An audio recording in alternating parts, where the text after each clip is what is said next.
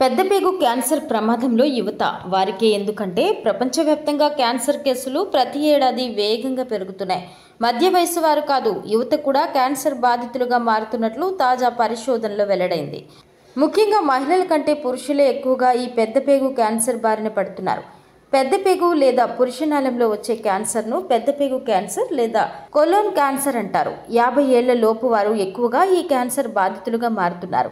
గత 10 సంవత్సరాలలో పెద్దపేగు క్యాన్సర్ రోగుల సంఖ్య దాదాపు 20 రెట్లు పెరిగింది.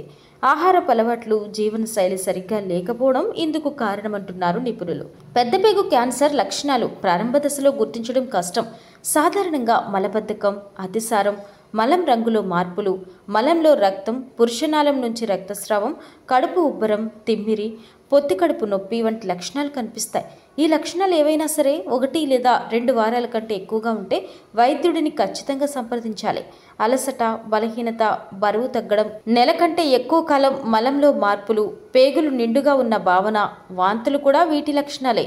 కాలేయం, ఊపిరితిత్తులకు క్యాన్సర్ వ్యాపిస్తే కామెర్లు, చేతులు, కాళ్ళలో వాపు, శ్వాసలో ఇబ్బందులు, దీర్ఘకాలిక తలనొప్పి వంటి లక్షణాలు కనిపిస్తాయి. పెద్దపేగు క్యాన్సర్కు గల కారణాలపై ఇంకా అధ్యయనం జరుగుతూనే ఉంది.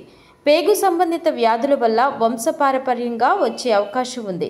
ధూమపానం, మద్యం సేవించడం వల్ల పెద్దపేగు క్యాన్సర్ వచ్చే ప్రమాదం పెరుగుతుంది.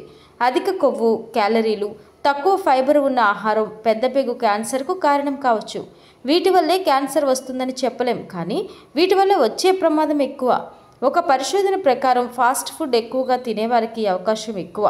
పెద్దపేగు క్యాన్సర్ను జీవనశైలిలో మార్పులతో నివారించలేం, కానీ వ్యాధిని అభివృద్ధి చేసే ప్రమాదాన్ని తగ్గించవచ్చు.